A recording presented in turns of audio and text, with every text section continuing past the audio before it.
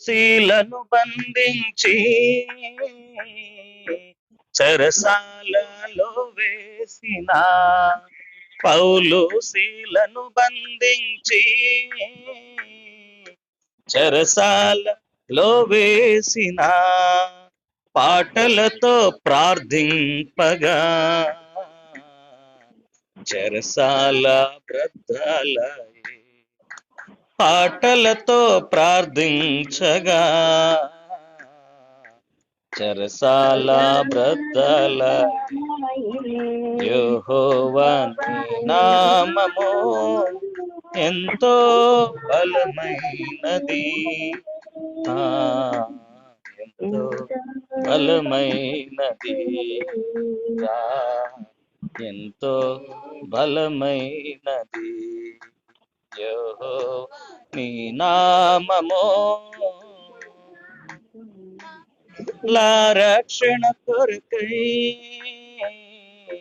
నీ ప్రియ కుమారుని మానవుల రక్షణ కొరకై నీ ప్రియ కుమారుని లోకమునకు పంపగా ప్రకటించే నీ వాక్యము లోకమునకు పంచగా ప్రకటించే నీ వాక్యము యెహోవా నీ నామము బలమైనది, ఎంతో బలమైనది, ఎంతో బలమైనది, ఎంతో బలమైనది. ఆమేన్. హల్లెలూయా. వాక్యం మత్తయి సువార్త 7వ అధ్యాయము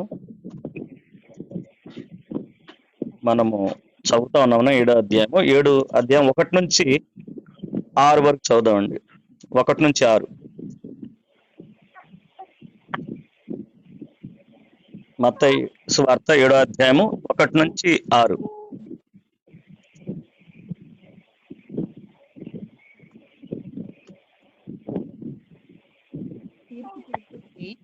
అప్పుడు మేము తీర్పు తీర్చబడము.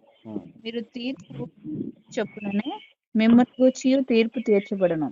మీరు కొలుచు కొలత చొప్పుననే మీకును కొలవబడును. నీ కంటిలోనున్న దూలము నంచక నీ సహోదరుని కంటిలోనున్న నలుసును చూచుటయాలా?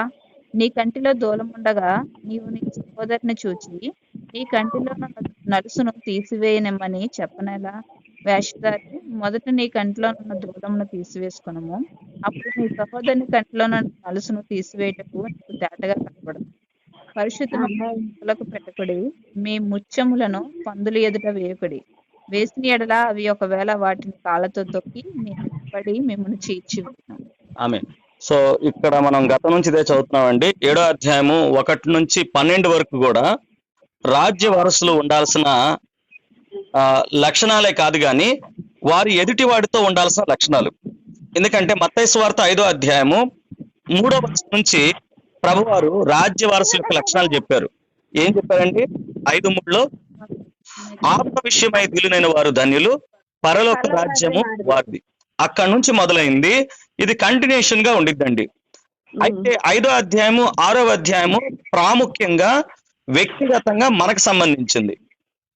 ఇది మనం చూసుకోవాల్సింది. అయితే 7వ అధ్యాయంలో ప్రాముఖ్యంగా 1 నుంచి 12 వరకు ఏం చెప్తుంది అంటే మనము ఎదుటి వాడితో ఉండాల్సిన విధానము ఏమై ఉండకూడదు? తీర్పు తీర్చే తీర్పర్లుగా ఉండొద్దు అన్నారు. మొట్టమొదటి మాట మనం చదివింది ఏం రాయబడిందండి? తీర్పు మీరు తీర్పు తీర్చకుడి, అప్పుడు మిమ్మల్ని గూర్చి తీర్పు తీర్చబడదు. ఎంతో క్లియర్ గా. అంటే తీర్పు తీరిస్తే మనం తీర్పు తీర్చబడతాం. Very clearly. తీర్పు తీర్చడానికి ప్రయత్నం చేసినా మనము కూడా తీర్పులోకి వెళ్తున్నాము. అది చెప్పడానికి 2వ వచనం. 2వ వచనం ఏముందండి? మీరు తీర్పు చొప్పుననే మిమ్మల్ని గూర్చి తీర్పు తీర్చబడును, మీరు కొలుచు కొలత చొప్పుననే మీకును కొలవబడును. చాలా జాగ్రత్తగా ఉండాలి. ఎదుటి వాడిని తీర్పు తీర్చడానికి చాలా మంది కూర్చుంటారు సింహాసనం మీద. ఆ సింహాసనం మీద కూర్చునేది ఎవరో కాదు, సాతానుడు. అది గ్రహించాలి. అది చెప్పటానికి 3వ వచనంలో ఏముందంటే తీర్పు అనేది దేని మీద ఆధారపడి ఉండిద్ది అంటే వ్యక్తిగతంగా వ్యక్తిని చూసే ఆ ఒక దృష్టిని బట్టి ఆధారపడి ఉండిద్ది. మన ఈ దృష్టి ఎటువంటి దృష్టి? ఆయన కన్నులో దూలాన్ని ఉంచుకొని ఎదుటివాడి కంట్లో ఉన్న నలుసును వెతుకుతా ఉంటారు. అందుకని మనము అది చూసాము. ముందు నీ కంట్లో ఉన్న దూలాన్ని తీసివేసుకో, అప్పుడు సహోదరుడి యొక్క కంట్లో ఉన్న నలుసును తీయండి అని చెప్తా ఉన్నారు. ఇక్కడ ఆ మాట చెప్తూ ప్రభువారు ఈ వ్యక్తుల్ని ఏమన్నారంటే తీర్పు తీర్చేవారిని వేషధారులారా. అంటే వారు ఏంటి? ప్రిటెండింగ్, వాడు హిపోక్రైట్స్. దాని గురించి మనం చదువుతూ ఆ వేషధారులు ఎటువంటి వారు అంటే 6వ అధ్యాయం 2వ వచనం నుంచి చూసాం. 6వ అధ్యాయం 2వ వచనంలో ఏముంది? కావున నీవు ధర్మం చేయనప్పుడు మనుషుల వలన ఘనత నందవలనని వేషధారులు సమాజ మందిరములలోను వీధులలోను చేయలాగున నీ ముందర బోర ఊదింపవద్దు, వారు తమ ఫలం పొంది ఉన్నారని నిశ్చయముగా మీతో చెప్పుచున్నాను. యాక్చువల్లీ ధర్మము చేయకూడదా? ధర్మం చెయ్యాలి. ద్వితీయోపదేశ కాండము 15వ అధ్యాయము 7-8 వచనాలు చెప్తుంది. ఏమని చెప్తుంది? 15వ అధ్యాయము 7-8 వచనాలండి. నీకిచ్చుచున్న దేశమందు నీ పురములలో ఎక్కడైనాను నీ సహోదరుడు ఒక పేదవాడైన నీ సహోదరుని కరుణింపకుండా నీ హృదయమును కఠినపరుచుకొనకూడదు. నీ చెయ్యి ముడుచుకొనక దాని కొరకు అవశ్యంగా చెయ్యి చాచి వాని అక్కర చొప్పున ఆ అక్కరకు చాలినంత అవశ్యంగా వానికి అప్పు ఇవ్వవలెను. ఏం చేయాలి? ఇవ్వాలి అని చెప్తా ఉన్నాడు. కింద చదువుతుంటే ఒకవేళ ఆయన తీర్చుకోలేని పరిస్థితిలో ఉంటే ఆ వ్యక్తి ఆల్రెడీ నీకు అచ్చి ఉన్నాడు కాబట్టి, ఆయన తీర్చుకోలేని పరిస్థితిలో ఉన్నాడు కాబట్టి వదిలేయాల్సింది కూడా ఉంది. ఆ వ్యక్తిని తను తీర్చుకోలేడు. ఇంకా కింద చదవండి, కంప్లీట్ గా మీకు అర్థమైంది. కంటిన్యూ చేయరా? సంవత్సరమైన 7వ సంవత్సరం సమీపమైనదని చెడ్డ తలంపు నీ మనసులో పుట్టకై ఉండునట్లు జాగ్రత్తపడుము. భేదవాడైన నీ సహోదరుని ఎడల కటాక్షము చూపక నీవు వానికేమి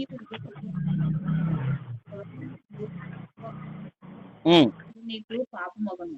నీవు నిశ్చయముగా వానికి ఇవ్వలను. వానికి ఇచ్చినందుకు మనస్సులో విచారపడకూడదు. ఇందువలన నీ దేవుడైన యెహోవా కార్యములన్నిటిలోనూ నీవు చేయి ప్రయత్నములన్నిటిలోనూ నిన్ను ఆశీర్వదించును. వేదల దేశంలో ఉండక మానరు.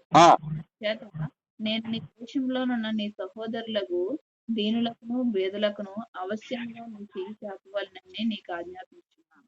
ఎంతో క్లియర్ గా ఉందండి. అవశ్యంగా అంటున్నారు. అవశ్యంగా మనము ఖచ్చితంగా సహాయము కంపల్సరీ చేయాల్సిందే. కంటిన్యూ చేయండి, ఇంకా చదవండి. నీ సహోదరులలో హెబ్రీయుడే గాని హెబ్రీయురాలే గాని నీకు అమ్మబడి 6వ సంవత్సరంలో నీకు దాస్యం చేసిన ఎడల 7వ సంవత్సరం వాడిని విడిపించి నీ యొద్ద నుండి పంపివేయవలెను. అయితే వాడిని విడిపించి నీ యొద్ద నుండి పంపివేయినప్పుడు నీవు వట్టి చేతులతో వాడిని పంపివేయకూడదు. పంపివేయినప్పుడు నీ దేవుడైన యెహోవా నిన్ను విమోచించినట్టు జ్ఞాపకం చేసుకుని నీ మందలోను నీ కళ్ళములోను నీ ద్రాక్ష గానుగలోను అవశ్యంగా దేవుడైన యెహోవా నిన్ను ఆశీర్వదించి నీకు అనుగ్రహించిన దానిలో కొంత వానికి ఇవ్వలను. ఆ హేతువు చేతను నేను ఈ సంగతి నేడు నీకు ఆజ్ఞాపించాను. మొత్తం కూడా ఏం చెప్తుంది అంటే అండి, మనం ఎంత సంపాదించుకోవటమే కాదు కానీ మనతో పాటుకున్న అవసరాల్లో ఉన్న వ్యక్తుల గురించి చెప్పబడుతుంది. వారికి ఏం చేయాలండి? వారికి ఖచ్చితంగా దానం చేయాలి, సహాయం చేయాలి. వారికి సహాయం చేయటానికి మనకు సంపన్నంగా దేవుడు ఇస్తాడు. అయితే ఇక్కడ వీళ్ళు ఏం చేస్తున్నారండి? ఇస్తున్నారు కదా. ఈ వేషధారుల గురించి మనం మాట్లాడుతున్నాం.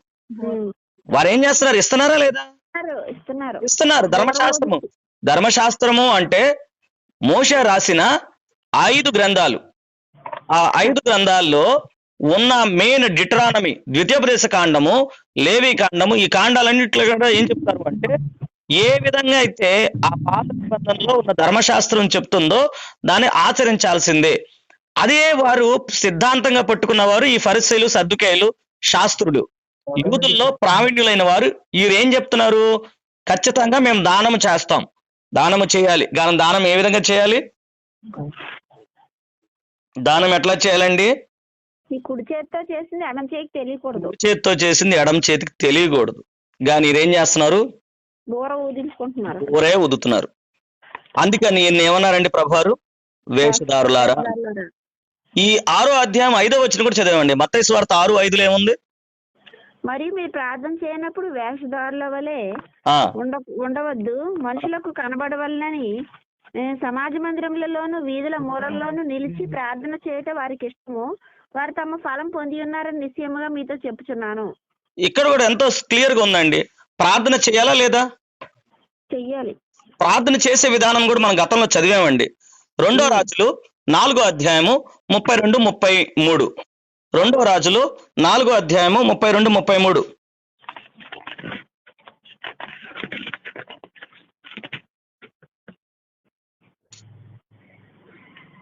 4వ అధ్యాయము 32-33 అండి. ఎలీషా ఆ ఇంట చొచ్చి బాలుడు మరణమై ఉండి తన మంచం మీద పెట్టబడి ఉండుట చూచి తానే లోపలికి పోయి వారిద్దరే లోపల నుండగా తలుపు వేసి యెహోవాకు ప్రార్థన చేసి మంచం మీద ఎక్కి బిడ్డ మీద తన్ను చాచుకొని తన నోరు వాని నోటి మీదను తన కంట్లు వాని కండ్ల మీదను తన చేతులు వాని చేతుల మీదను ఉంచి బిడ్డ మీద పొడవుగా పండుకొనగా ఆ బిడ్డ ఒంటికి వెట్ట పుట్టెను. ఇక్కడ ఏం చూస్తున్నాము? తలుపులు వేయటము అంటే దేవునితో మెమేకం అయిపోవటం అండి. ఎంత మెమేకం అయిపోవటం అంటే ఆయన కనుదృష్టి మన కనుదృష్టిగా మారిపోవటము, ఆయన నోరు మన నోరుగా మారిపోవటము, మన ప్రార్థన మన సొంత ప్రార్థన అవ్వకూడదు. దేవుడికి ఏదైతే చేయమని చెప్పాడో అదే ప్రార్థన చేయాలి. సమస్తము ఒకటైపోవాలి. తలుపులు వేసుకోవటము అంటే దాని అర్థము బయట వాళ్ళతో మనకి సంబంధం లేదు, మనకి దేవునికి సంబంధించింది. అయితే వీళ్ళు ఎక్కడ ప్రార్థనలు చేస్తున్నారు? సమాజ మందిరములలోను వీధుల మూలల్లోను. దేనికండి? అందరికి కనబడవాలని, మనుషులకు కనబడవాలని, మనుషులకు కనపడాలని. యెషయా 26:60 26:20 26:20 యెషయా 26:20.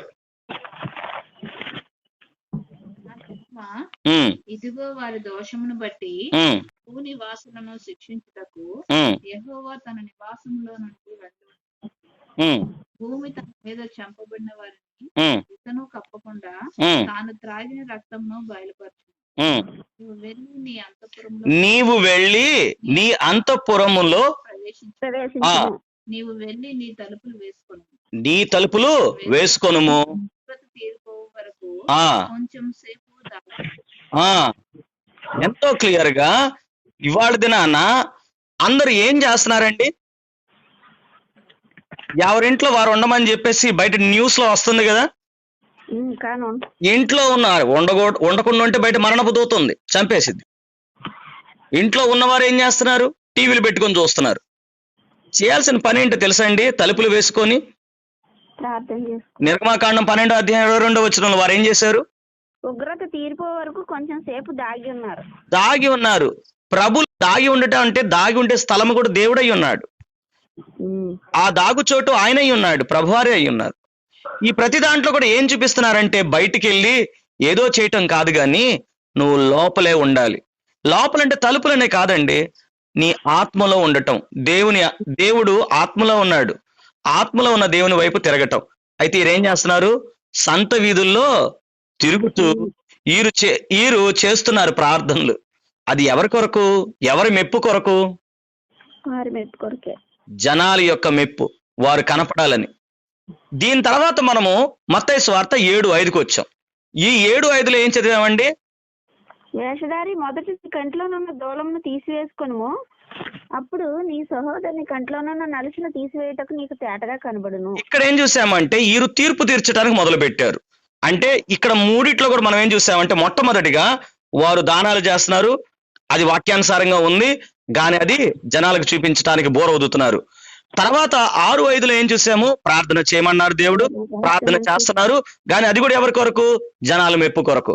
తర్వాత 7వ అధ్యాయం 5వ వచనంలో ఏముంది?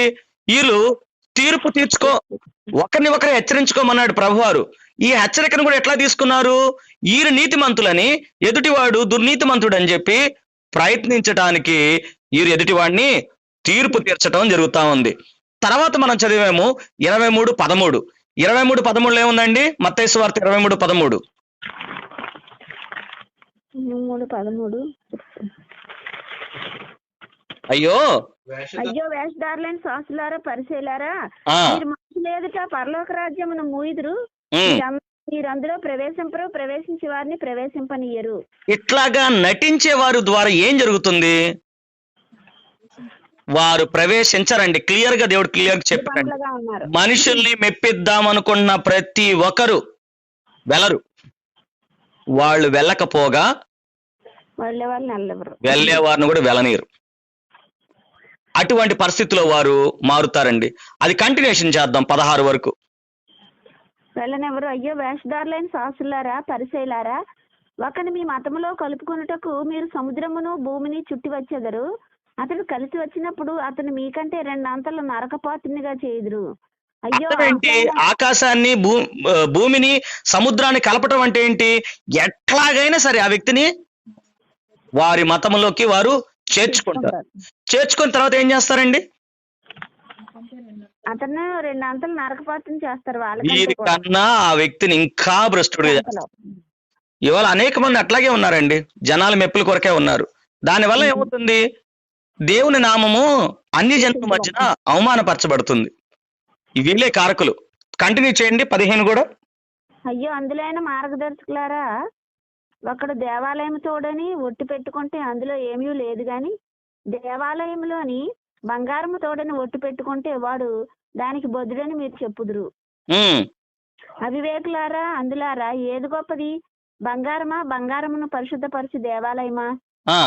బలిపీఠము తోడని ఒకడు ఒట్టు పెట్టుకుంటే అందులో ఏమీ లేదు గాని, దాని పైనుండి అర్పణము తోడని ఒట్టు పెట్టుకుంటే దానికి బొద్దుడని మీరు చెప్పుదురు.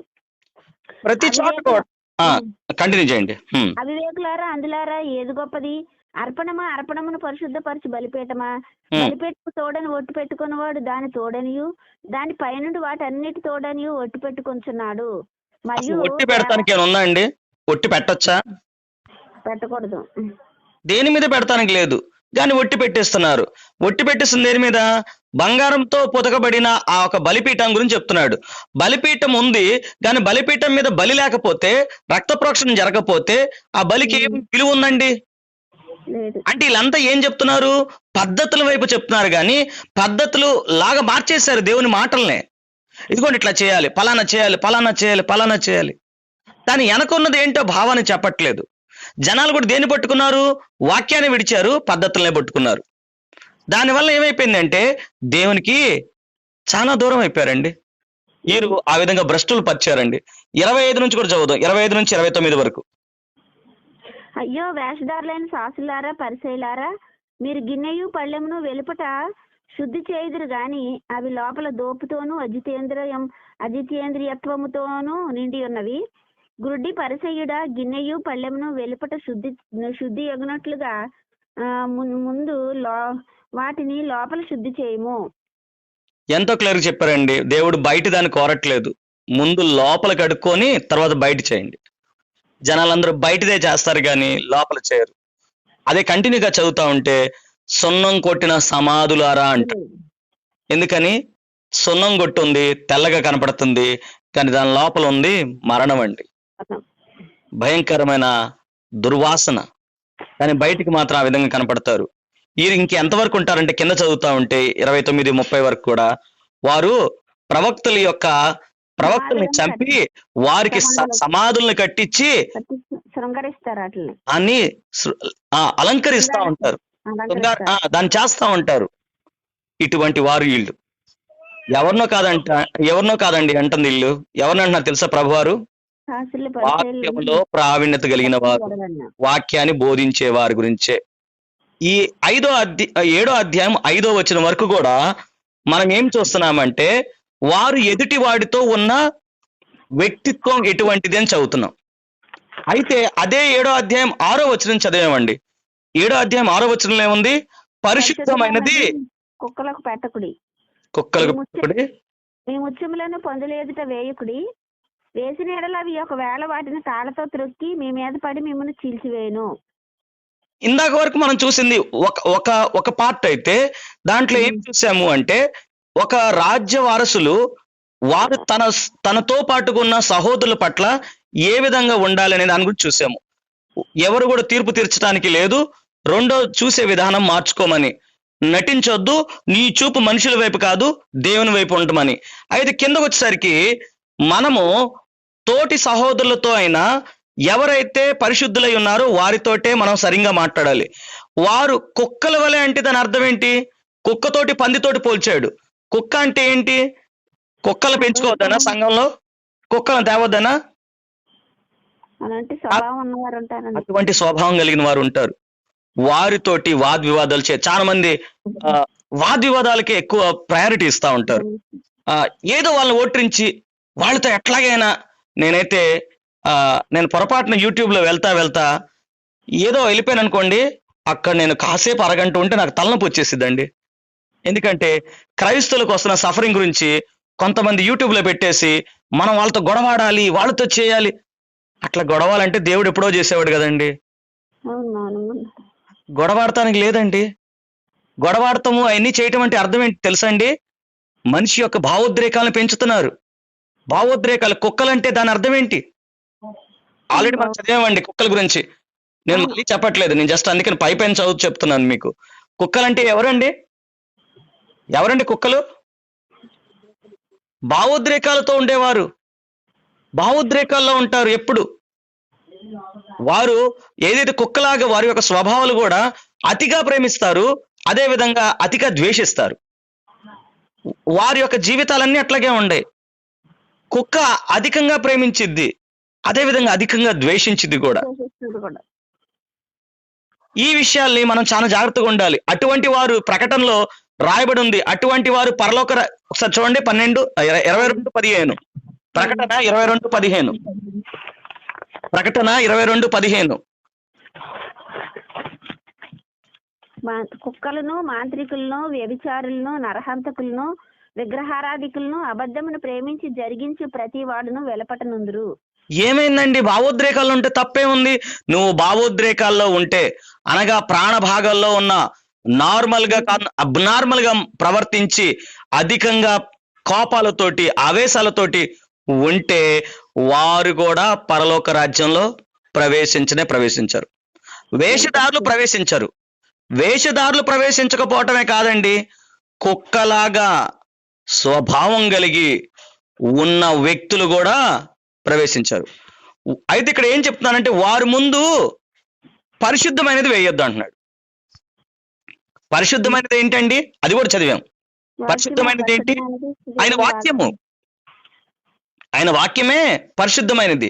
అది కూడా చూసాం మనం. ఇది అపోస్తుల కార్యాలు 13వ అధ్యాయము 45 నుంచి 47 ఏం చదివామండి?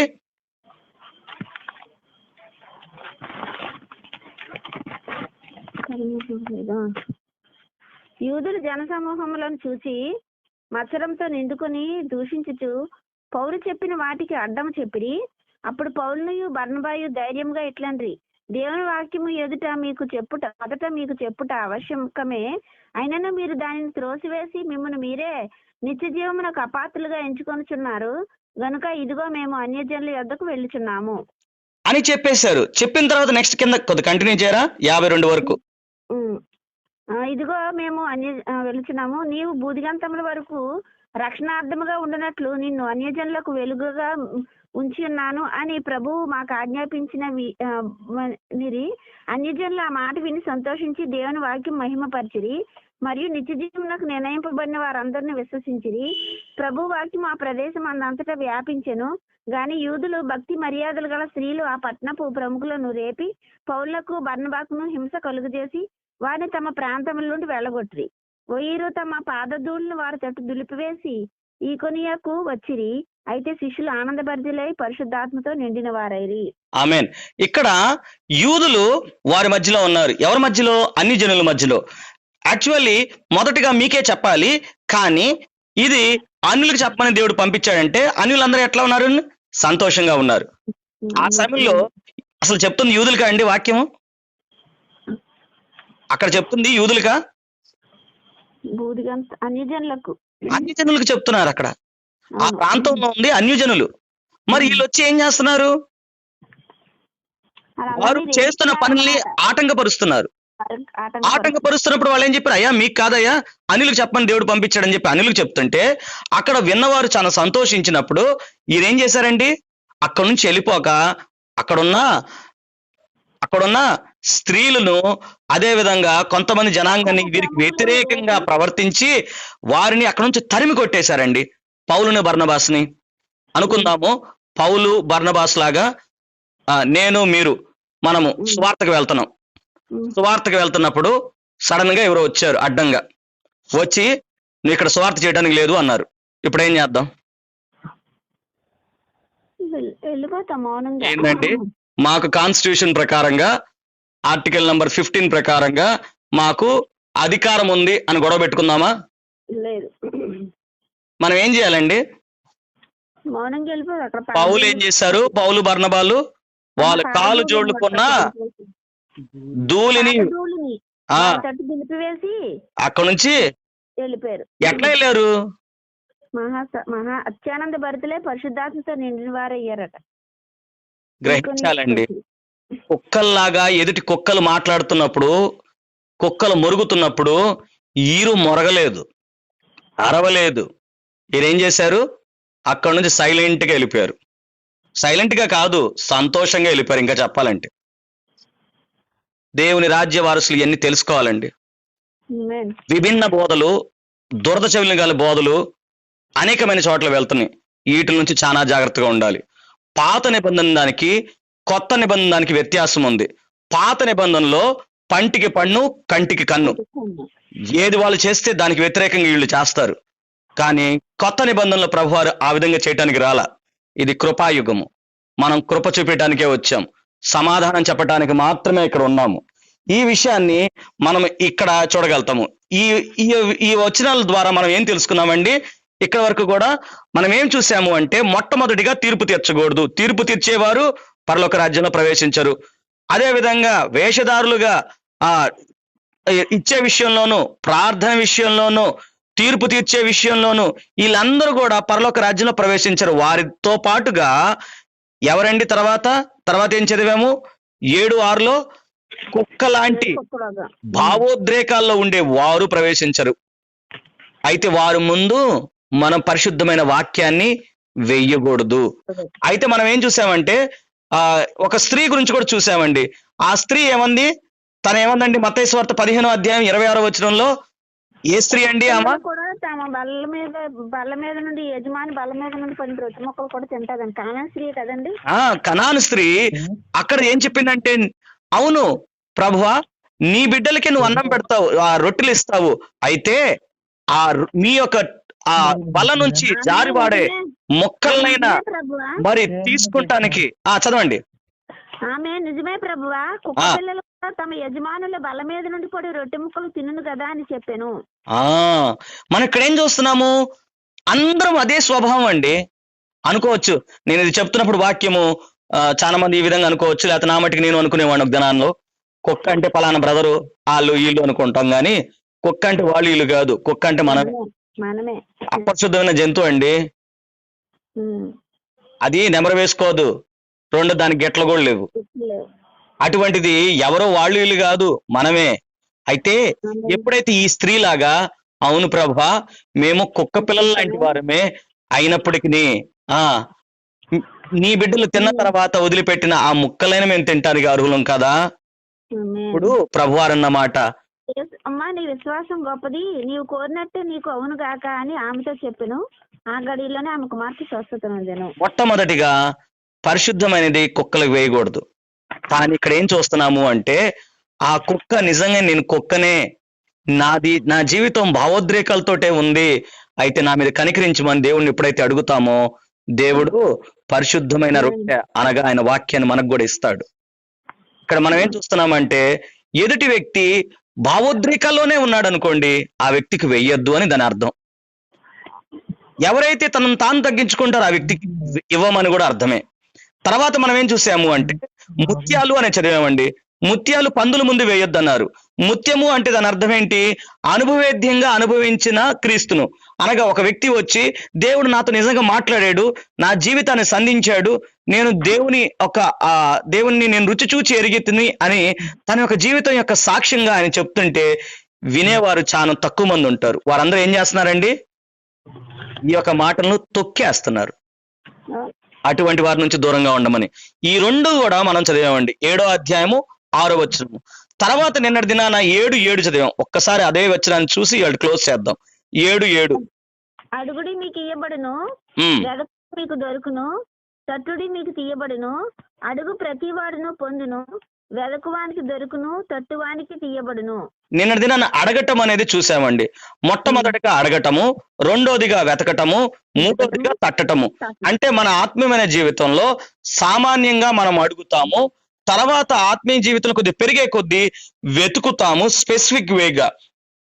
తర్వాత తట్టుటము అంటే ఏంటంటే నాకు కావాల్సిందే ప్రభు అనే డిమాండింగ్ గా ఉండడం. అంటే ప్రభువారితో ప్రార్థన చేసే విధానము మారిద్ది. ఎట్లా మారిద్దండి? ముందు అడగతంతో మొదలు పెడతాం, తర్వాత నాకు దొరికేంత వరకు నేను వెతకాలి, తర్వాత నాకు ఇది కావాల్సిందే ప్రభు అని తట్టాలి. ఈ విషయాన్ని నిన్నటి దినాన మనం చూసాము. దాంట్లో ఇవాళ ఒకే ఒక అంశాన్ని చదువుతాము, అది ఏంటంటే వెతకటము. 1వ దినవృత్తాంతాలు 28వ అధ్యాయం 9వ వచనం. 1వ దినవృత్తాంతాలు 28:9.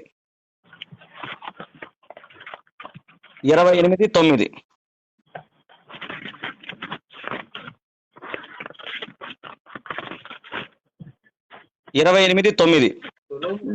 సొలొమోనా, నా కుమారుడా, నీ తండ్రి యొక్క దేవుడైన యెహోవా అందరి హృదయములను పరిశోధించువాడును, ఆలోచనలన్నింటినీ సంకల్పములన్నిటినీ ఎరిగిన వాడునై ఉన్నాడు. నీకు ఆయనను తెలుసుకొని హృదయపూర్వకముగాను మనపూర్వకముగాను ఆయనను సేవించుము. ఆయన వెదికిన ఎడల ఆయన నీకు ప్రత్యక్షమగును. నీవు ఆయనను విసర్జించిన ఎడల ఆయన నిన్ను నిశ్చయముగా త్రోసివేయును. ఆమేన్. సొలొమోనుకి తన తండ్రి చెప్తున్న మాట ఏమని చెప్తున్నాడండి? అందరి హృదయములను పరిశోధించేవాడును. దేవుడికి అందరు హృదయాల్ని పరిశోధిస్తాడు, ఆలోచనలన్నిటినీ సంకల్పములన్నిటినీ ఎరిగిన వాడునై ఉన్నాడు. నీవు ఆయనను తెలుసుకొని హృదయపూర్వకంగాను మనపూర్వకంగాను ఆయనను సేవించుము. ఎంతో క్లియర్ గా ఆయన వెతకమని చెప్తున్నాడు. ఇక్కడ వెతకాల్సింది ఏంటి? దేవుణ్ణండి, నీతిని, ప్రభువాని వెతకాలి. 2వ దినవృత్తాంతాలు 15:2.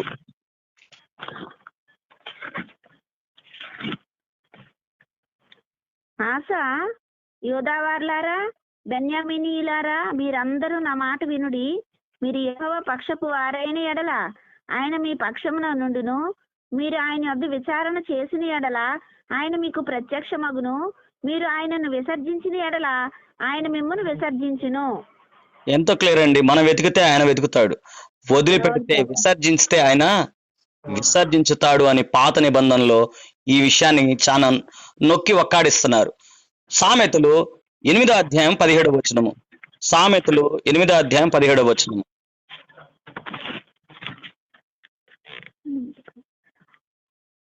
నన్ను ప్రేమించు వారిని నేను ప్రేమించుచున్నాను, నన్ను జాగ్రత్తగా వెతుకువారు నన్ను కనుగొందురు. నన్ను జాగ్రత్తగా వెతుకువారు నన్ను కనుగొందురు. ఇర్మియా 29:13.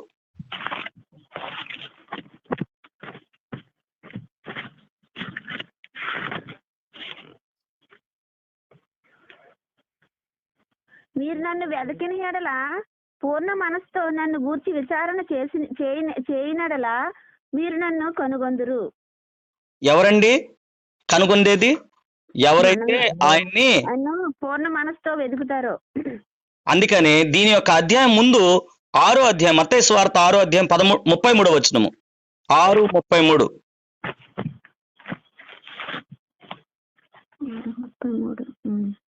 కాబట్టి మీరు ఆయన రాజ్యమును నీతిని మొదట వెతుకుడి, అప్పుడు అవన్నీ మీకు అనుగ్రహింపబడును.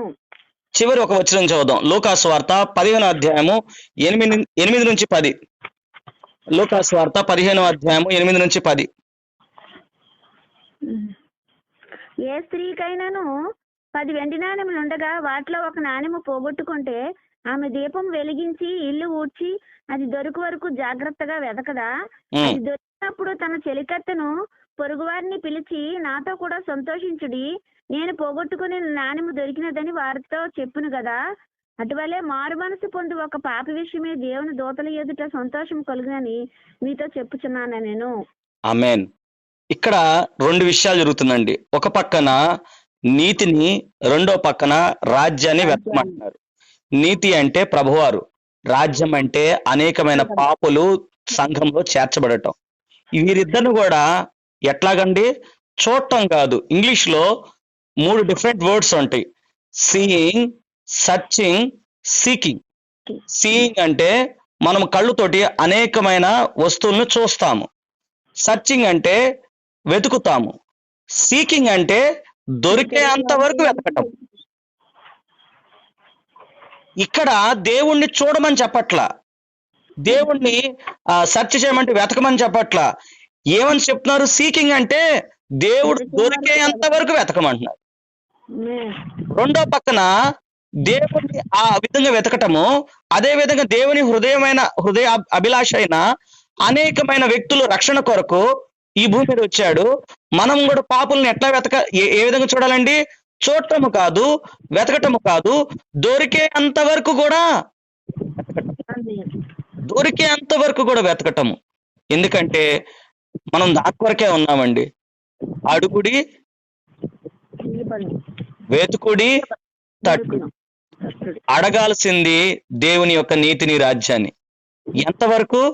దేవుని యొక్క నీతి రాజ్యం దొరికే అంతవరకు. ఎవరు వెతుకుతారండి అంతవరకు? ఎవరు వెతుకుతారండి? ఇంట్లో ఒక విలువైన వస్తువు పోతే ఇల్లు మొత్తం జల్లెడ పడతాం కదా, ఇల్లు మొత్తం జల్లెడ పడతాం కదండి. ఆదాము అవ్వ ఒకటి కోల్పోయారండి. ఏంటి కోల్పోయారు? ఆదాము అవ్వ ఏం కోల్పోయారండి? ఏదేను అంటే దేవుని సన్నిధి అండి. దేవుని సన్నిధిని కోల్పోయారు కాబట్టి కయ్యూన్ అనే పేరు పెట్టుకున్నారు తన మొదటి పిల్లల్ని. కయ్యూన్ అంటే ఏంటి తెలుసా అండి? కయ్యూన్ అంటే అర్థం ఏంటి?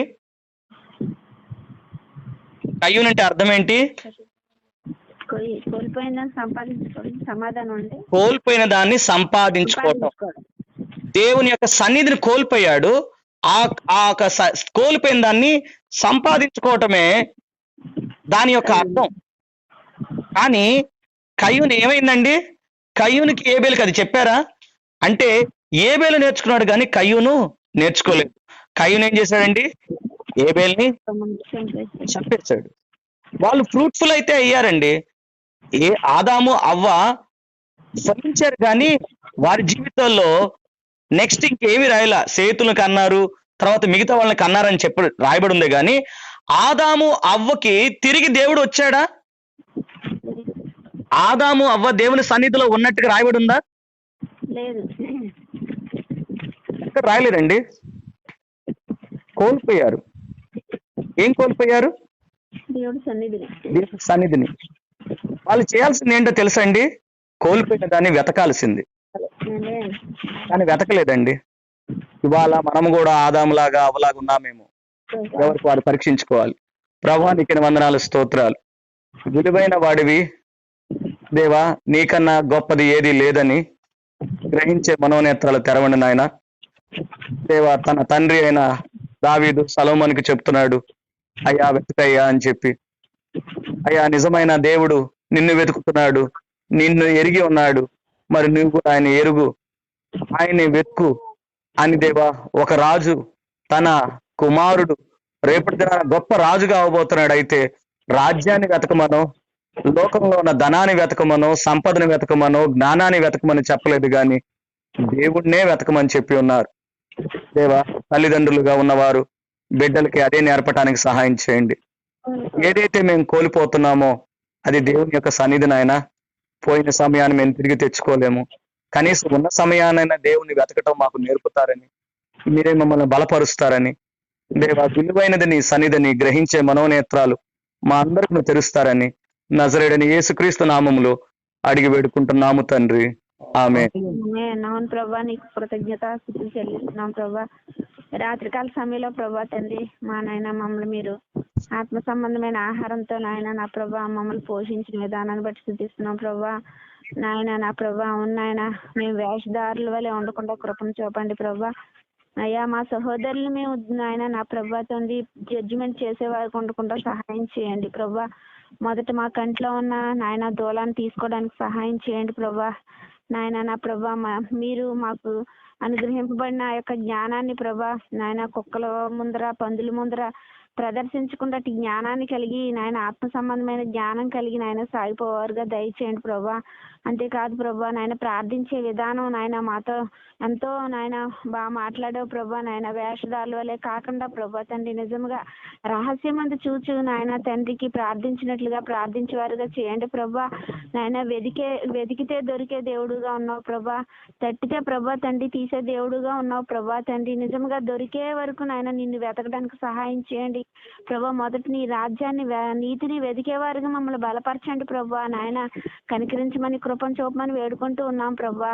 ఓ యేసు మా ప్రభువా. ఆమేన్. దయగలవాడ కృపగల తండ్రి నీకు స్తోత్రాలు వందనాలు తండ్రి. దయతో కనికరంతో మమ్మల్ని ప్రేమించి ఈ దినం నాయన మాకు ఇచ్చిన ఈ జీవాహారాన్ని పెట్టి వందనాలు తండ్రి. దేవా మేము స్తుతించడానికి మేము గణపరచడానికి మా పట్ల నీ దయా కనికరం చూపించవు. వేలాది వందనాలు స్తోత్రాలు. ఇదిగో దేవా వెతికే వారిలా మమ్మల్ని ఉంచినందుకు స్తోత్రాలు తండ్రి. తట్టుడి వారిలాగా మమ్మల్ని ఉంచినందుకు స్తోత్రాలు తండ్రి. అట్లా దయా కనికరం మా మీద చూపించి నాయన మమ్మల్ని నాయన సరైన విశ్వాసంలో నాయన మేము కొనసాగడానికి నీ యందు భయభక్తులు కలిగి ఉండడానికి ప్రభువా తండ్రి మేము ఏం కోరుకుంటే అది పొందుకోవాలంటే తండ్రి మేము ఏ విధంగా జీవించాలో, ఏ విధంగా నేను విశ్వసించాలి, ఏ విధంగా నీ పాదాల దగ్గర చేరి మీకు మొరపెట్టాలో మాకు నేర్పించినందుకు స్తోత్రాలు. అందుకు తండ్రి స్తుతిస్తూ నేను గణపరుస్తున్నాం ప్రభా. దేవా ప్రధానంగా దీవించండి, కుటుంబాన్ని ఆశీర్వదించండి. మా పట్ల నాయన మీ కనికరం చూపించి బ్రదర్ గారితో మీరు మాట్లాడుతున్నందుకు మాకు నాయన విపులంగా అర్థం అవ్వడానికి తమ్ముడిని వాడుకుంటున్నందుకు మీకు వేలాది వందనాలు స్తోత్రాలు తండ్రి. అందుకు స్తుతిస్తూ గణపరుస్తూ నీకే మహిమ ఘనత ఆరోపిస్తూ యేసు నామములో ప్రార్థిస్తున్నాను తండ్రి. ఆమేన్. ధర్మ చెయ్యు.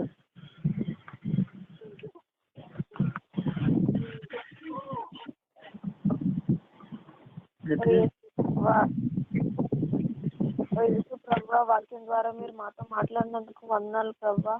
నేను పూర్ణ మనసుతో వెతుకుటకు సహాయం చేయండి ప్రభా. మీరే నిజమైన దేవునిగా ఉన్నందుకు వందనాలు స్తోత్రాలు చెల్లించుకుంటున్నాం ప్రభా. మీరు మా పక్షాన ఉండమని అడిగి వేడుకుంటున్నాం ప్రభా. ఓ యేసు ప్రభువా నేను మీ రాజ్యాన్ని నీతిని వెతుకుటకు సహాయం చేయండి ప్రభా. మీరే మా నిజమైన నీతిగా ఉన్నందుకు వందనాలు స్తోత్రాలు చెల్లించుకుంటున్నాం ప్రభా. మేము తీర్పు తీర్చకుండా ఉండటకు సహాయం చేయండి ప్రభా. మమ్మల్ని మీరు సరి చేయండి ప్రభా. మీరు దొరికేంత వరకు మేము మిమ్మల్ని వెతుకుటకు సహాయం చేయమని యేసు పేరట అడిగి వేడుకుంటున్నాం తండ్రి.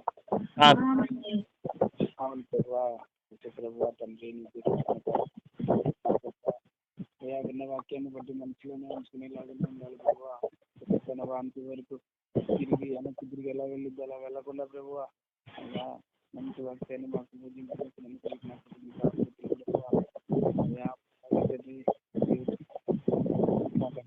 మనిషి తీస్తూ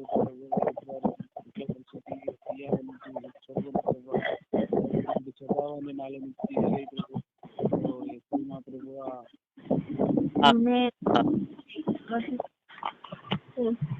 యేసు ప్రభా మీకే వందనాలు చెల్లిస్తున్నాం ప్రభా. ఈ సమయంలో మీరు మాతో మాట్లాడినందుకు వందనాలు ప్రభా.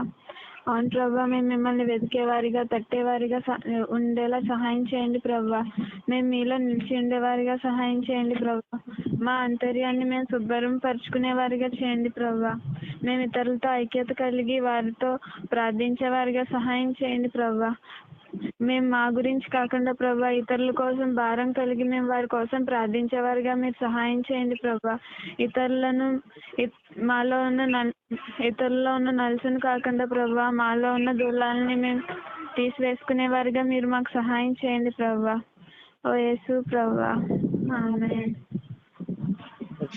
ప్రేమలు తండ్రి రాత్రి సమయంలో వాక్యం వింటున్న మాటల మీ దయను నీ కృపను తండ్రి కలిగించండి. వాక్యం ద్వారా ఏ వాక్యం మేము వింటున్నాము తండ్రి దాన్ని గ్రహించి మరలా ప్రార్థన ద్వారా నీకు కృతజ్ఞతపూర్వకంగా స్థుతులు చెల్లించుకునే వాక్యం దయచేయండి ప్రభా. మీరు సెలవిస్తున్నారు. అవును తండ్రి, లేఖనాలను సారాంశాన్ని కూడా మేము గ్రహించి అడుగుతా స్థుతించట గణపరిచట కూడా నేర్పించమని మనం చేస్తున్నాం. అలాగనైనా మేము ఈ లోకానుసారమైనటువంటి జీవితాన్ని కాకుండా ఆత్మీయ సంబంధమైనటువంటి జీవితాన్ని జీవించటకు వాక్యం ద్వారా మమ్మల్ని దర్శించండి ప్రభా. అన్ని చెప్పండి. అదే సమయంలో తండ్రి వాక్యం వింటున్నటువంటి బిడ్డలను నాయన వారు చేసిన ప్రార్థన వినండి, బలపరచండి. వారిని అనేక మందికి మాదిరిగా ఉండటకు తండ్రి చెప్పండి ప్రభా. అలా మీ దాసుని దర్శించండి. దాసునికను బలమైన వర్తమానములు విని మేమందరూ కూడా బలపరచబడినట్లు చూపండి. వాక్యం తండ్రి మమ్మల్ని దర్శించండి, మంచి దర్శనాలు కలిగించండి ప్రభా. అన్ని విషయాలు తండ్రి మీరు మా ద్వారా మహిమపరచబడినట్లు మరొకసారి ఆయన మమ్మల్ని దర్శించండి. ప్రతి లేఖనాన్ని ప్రభా గ్రహించగల ఆసక్తిని మా కుటుంబంలో కలిగించి మీరు బయలుపరచబడమని ఇంత రీతిగా మమ్మల్ని అందరినీ కూడా తండ్రి జ్ఞాపకం చేసుకుంటారని త్వరలో రానైనటువంటి మా పర్లకు తండ్రి మీ నామమును బట్టి వినయపూర్వకంగా ప్రార్థిస్తున్నాం తండ్రి.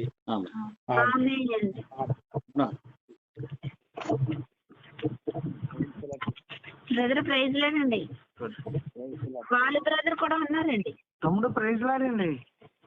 Praise Lord brother.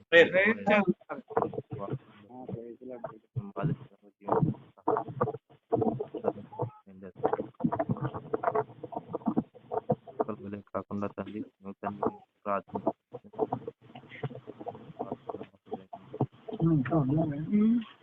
ఈ వాక్యం తండ్రి ఉట్టకు మాకు సహాయం దయచేయండి. సహాయం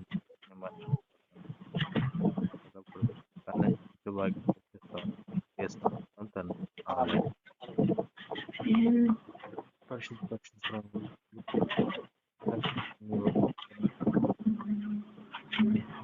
ఈ వాక్యంతో మాతో మాట్లాడి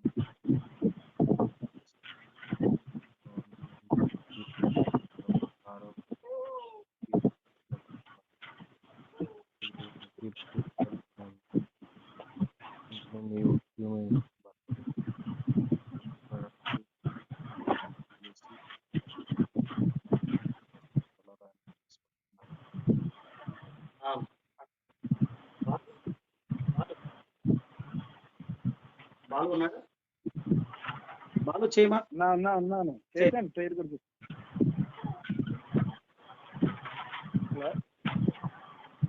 వాళ్ళు చెయ్యమ్మా, ప్రేయర్ చేశాను సిస్టర్. నేను చేశారా? సరే చేశానమ్మా. స్తోత్రం పరిశుద్ధుడా, నీకు వందనాలు ప్రభా. ఇచ్చిన సమయాన్ని బట్టి నీకు స్తోత్రం తండ్రి ప్రభా. నాయన తండ్రి ప్రభా, నాయన తండ్రి ప్రభా, వాక్యం మీరు మాతో మాట్లాడిన విధానం బట్టి నీకు స్తోత్రాలు ప్రభా. అయ్యా తండ్రి నాయన ఎవరికి తీర్పు తీర్చుద్దాం తండ్రి ప్రభా, అప్పుడు మీరు తీర్పులోకి రారంటున్నారు తండ్రి. మేము ఎవరికి తీర్పు తీర్చేవారుగా కాకుండా ఉండడానికి సహాయం దయచేయండి ప్రభా. మీరే మాకు ముందుగా ఉండి నడిపించండి తండ్రి. వేషధారుల వల్ల తండ్రి ప్రభా, సొంత విధులు మనుషులు కనబడవలనని ప్రభా తండ్రి మేము ప్రార్థన చేసేవారుగా కాకుండా తండ్రి మేము తలుపులు వేసుకుని మీతో సహవాసం చేసేవారుగా ఉండడానికి సహాయం దయచేయమని త్వరలో అటువంటి పరిశుద్ధ నామమున అడిగి వేడుకొంచున్నాం తండ్రి. Praise Lord sister. Praise Lord sister. Praise lord.